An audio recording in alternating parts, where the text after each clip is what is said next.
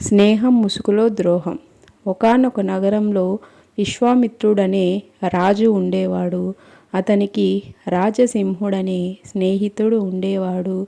రాజు విశ్వామిత్రుడి దగ్గర వారి వంశపార్యపర్యంగా వాళ్ళ వంశానికి చెందిన ఒక వజ్రం రాజు దగ్గర ఉండేది. అది వాళ్ళ తరతరాల నుండి దాన్ని కాపాడుకుంటూ వస్తున్నారు. వాళ్ళు ఆ వజ్రాన్ని భద్రపరచడానికి దేవుడి గదిలో పెట్టి ఎంతో భక్తి శ్రద్ధలతో దానిని పానప్రదంగా చూసుకుంటున్నాడు విశ్వామిత్రుడు. ఒకరోజు ఆ వజ్రాన్ని రాజసింహుడు చూశాడు. రాజసింహుడికి ఆ వజ్రాన్ని తీసుకొని వెళ్ళాలని ఆలోచన వచ్చింది.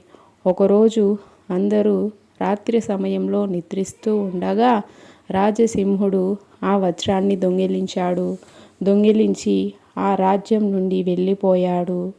మరుసటి రోజు విశ్వామిత్రుడు పూజ గదిలోకి వెళ్ళాడు.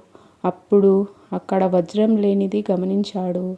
దాంతో రాజ్యంలో ఉన్న భటులను, తన బంధుమిత్రులను అందరినీ పిలిచి వజ్రం దొంగిలించబడినది, ఆ వజ్రాన్ని ఎవరు దొంగిలించారో చెప్పండి అని అడిగాడు.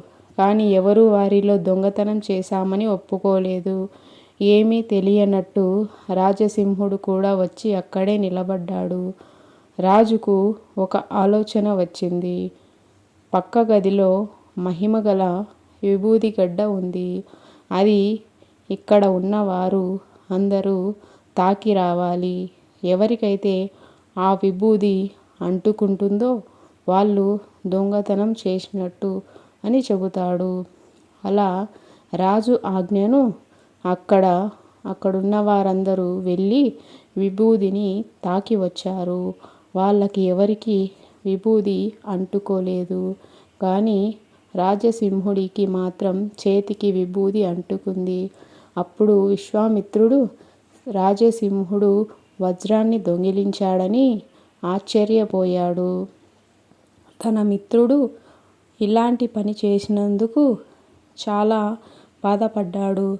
ఎవరైనా చేసినది తప్పే అని తన స్నేహితుడికి కారాగార శిక్ష విధించాడు.